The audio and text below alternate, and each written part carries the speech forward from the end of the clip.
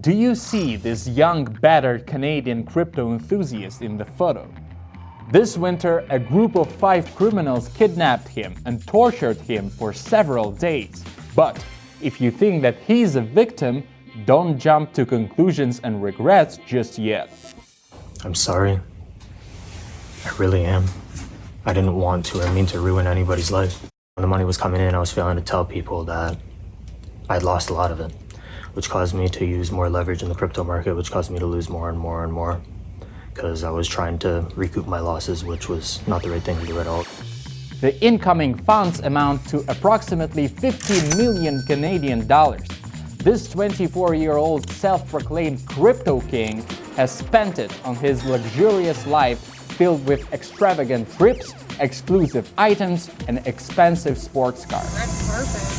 In this video, Aiden apologizes for his actions. These words were prompted by 5 deceit investors who formed an organized criminal group to kidnap the crypto king and demand a ransom of $3 million for his release. Nevertheless, Aiden is now free. He continues to post images of his lavish life on his stories and drastically shifts his rhetoric from apologies to justifications like, "I had no choice." Meanwhile, his kidnappers, on the contrary, have faced trial. But how did one young guy manage to deceive Canadians for $50 million? Why is he still at large, and how is this story accumulating new dark details? And since this dark story took place in Canada, all the amounts you will hear in this video I will refer to as Canadian dollars. Pleterski led a company called AP Private Equity Limited and promised its clients high profitability through timely transactions involving cryptocurrencies and forex. At the time of funding the company, Aiden himself had just turned 21 years old. The initial $58,000 for his startup's development came from his parents. His father, a retired small entrepreneur, had spent his entire life installing kitchens in homes across Ontario, Canada.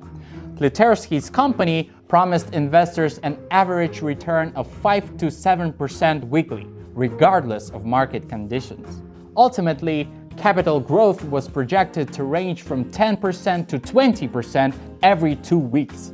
The resulting profits were divided between investors and Pleterski in a 70 to 30 ratio. More than 150 investors took the bait, collectively contributing around $20 million to the Canadian in 2021 to 2022. Over time, the amount grew to $50 million. It seemed like an incredibly successful startup. But one of the investors, a realtor from Toronto named Sasha Singh, who invested around $4.5 million into AP Private Equity Limited, wanted a guarantee of return on his earned funds. Over the course of his collaboration with Aiden, it was supposed to grow to $33 million. Despite the stated investment terms, allowing for profit withdrawals of any amount and receiving them within 3 business days, Singh encountered the opposite. According to court documents, he requested withdrawals 3 times in February 2022. However, Pleterski responded with denials, citing Singh's issues with asset withdrawal. Later, as a guarantee of payment, Singh received a screenshot of Pleterski's account balance, showing $311 million, and the company's account showing $1.4 million from the Crypto King's partner. Singh tried to meet with Pleterski in person, but he kept postponing the meetings, promising to pay $50,000 as a guarantee for the return of the requested amount. In the end, the investor received only $10,000 and found that Aiden had started rapidly selling his luxurious cars. In July 2022, Singh filed a claim against Pleterski and requested that his accounts be frozen, which was granted. Aiden took the preemptive step of filing for bankruptcy. On 9 August 2022, according to several investors, the court officially declared AP and its founder as insolvent, and the firm Grant Thornton Limited was assigned as the bankruptcy administrator. Pleterski faces accusations related to cryptocurrency and fiat currency fraud, as well as orchestrating scam strategies on social media platforms. It was precisely at this point that the darkest and most unpleasant details came to light. It turns out that Pleterski provided investors with fake images, and the company under which business was conducted never registered accounts for Aiden and the startup. You'll be shocked, but Pleterski didn't create any documents, didn't maintain an investment account, and didn't utilize the services of accountants.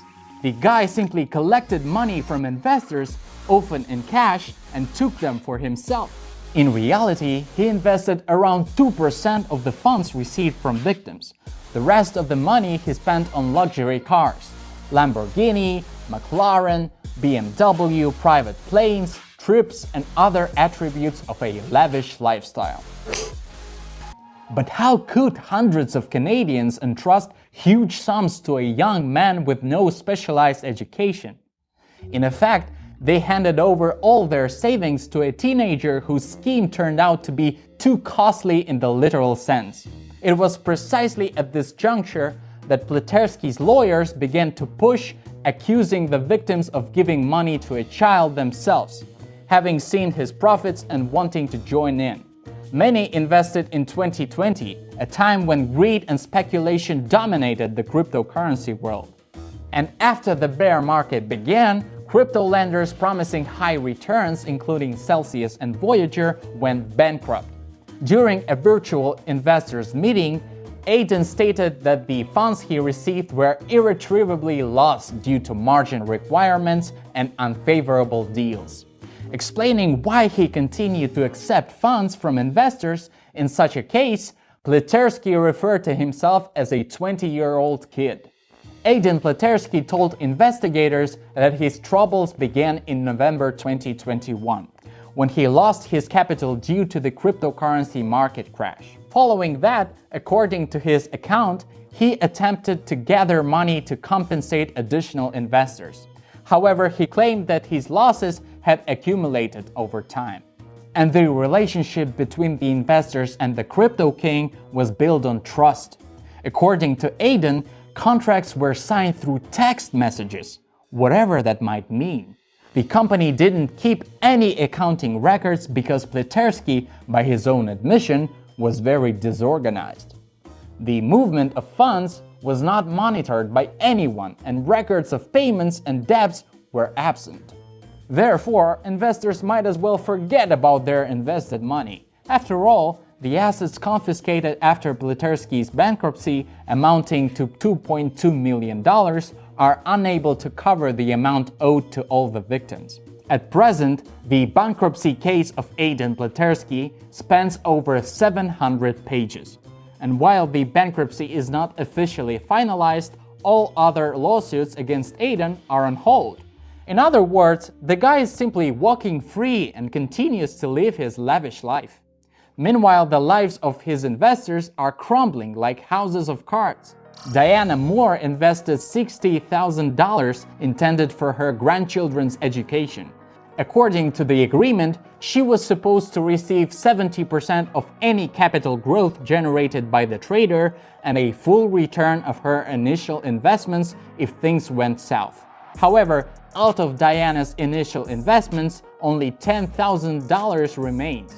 Given that many of Pleterski's investments were made in cash, tracing the current whereabouts of the money is practically impossible.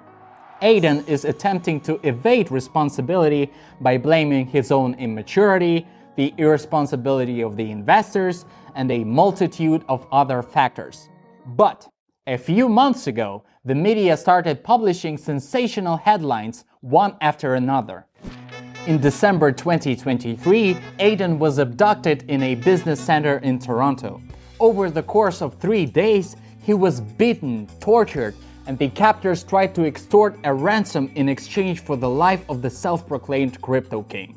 He was moved to different quarters across Ontario, subjected to beatings, and given only the opportunity to call specific individuals to gather funds for his release. In the materials of the bankruptcy case, there is information that Aiden made calls to his parents as well as to Sandeep Gupta, the owner of the house he was renting. By the way, in mid-August, a Canadian photographer managed to take photos and videos inside that house. In some of the rooms, there was a Bitcoin mining farm. Its presence has indicated by torn boxes of equipment intended for mining. Whether Aiden's parents and friend provided the $3 million demanded by the kidnappers in exchange for his life is unknown. However, Pleterski was released from captivity after 3 days of biddings.